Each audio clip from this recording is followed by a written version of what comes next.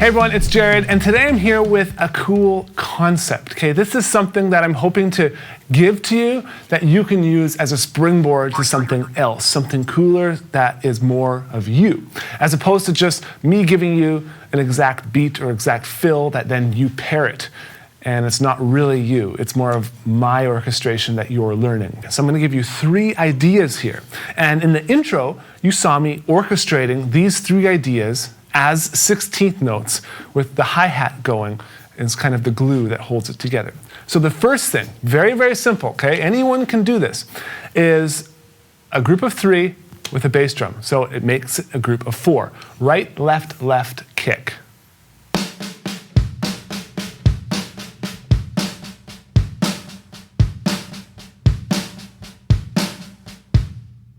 Very, very Benny Greb-ish, okay? You know that he's one of my all-time favorites. And so orchestrating this around the kit, what do we have?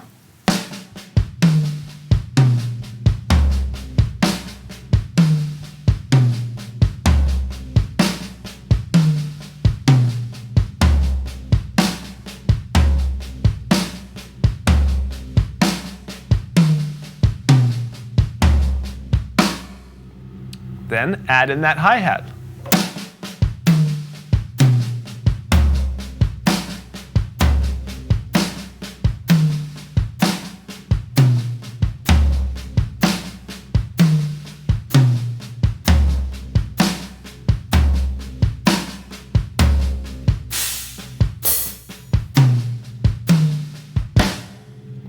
So that's the first one. You can speed it up, you can just play around with that, move the right hand anywhere, keep those ghost notes nice and soft, and keep it on the snare drum.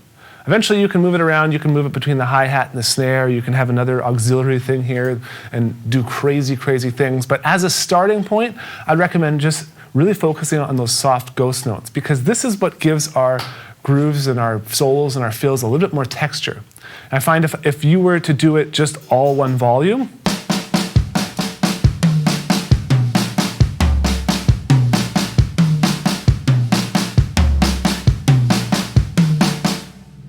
just does not sound the same as.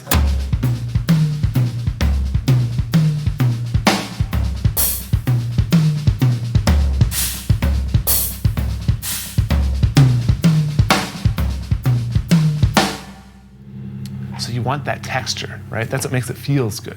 That's what makes it feels good. Well, how am I talking? Do I know how to talk? So the next thing I'm going to show you is 5s. And I'm not doing these to any metronome, okay? This is something you can take and run with. That's all I'm doing, is I'm just pushing you off the cliff, okay? So the next thing we do is 5s. Now when we have a group of 5s and we add an extra note in, 5 plus 1 is 6. So that would sound like this. Right, left, left, kick.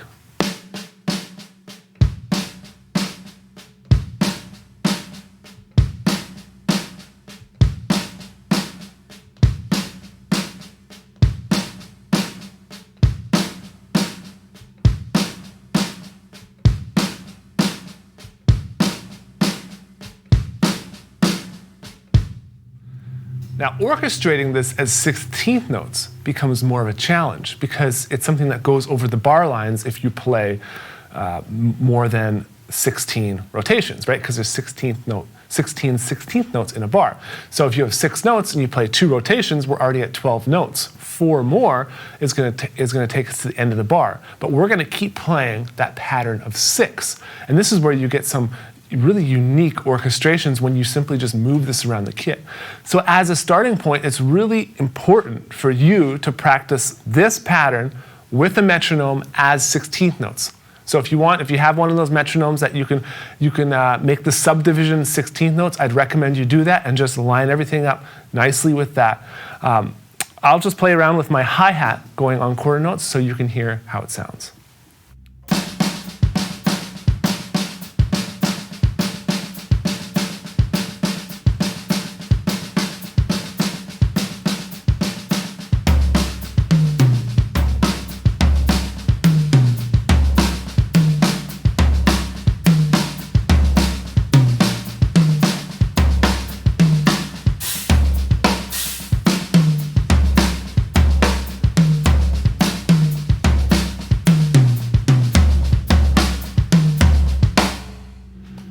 So you got the grouping of 4, now you have the grouping of 6. Now just work on going in between them, back and forth. Let's try it.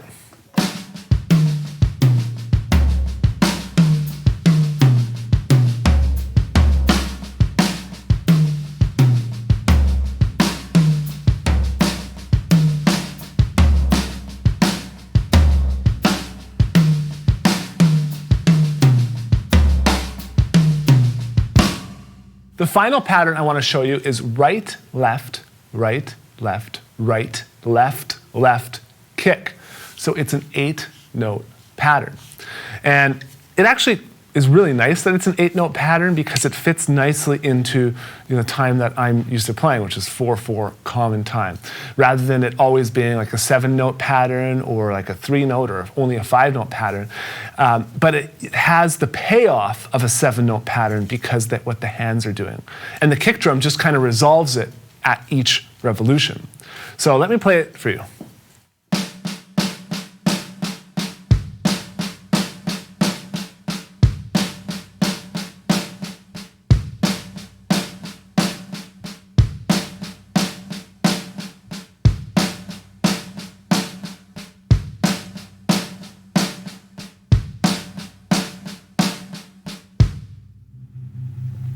And now with the hi-hat.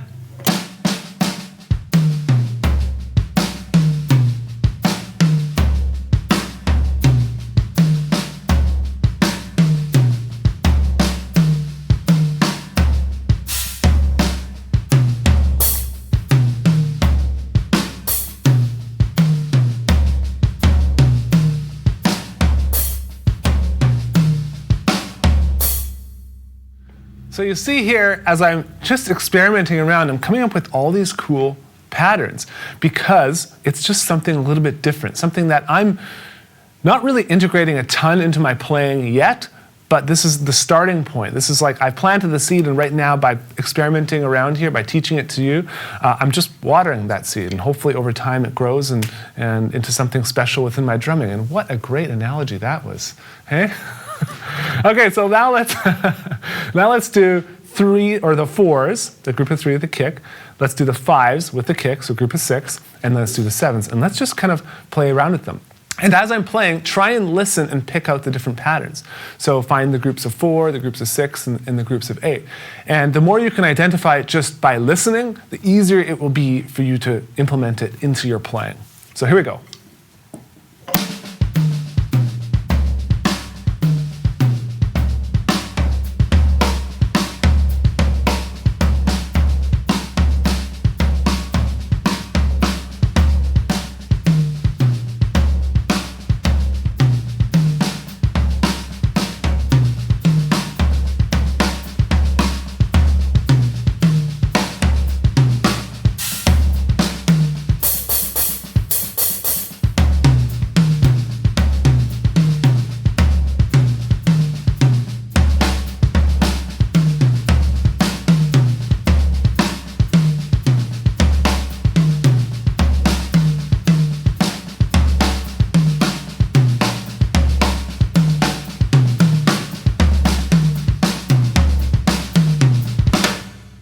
So there you have it, a concept that you can take and make your own, and I'm sure it's going to turn into something really, really cool.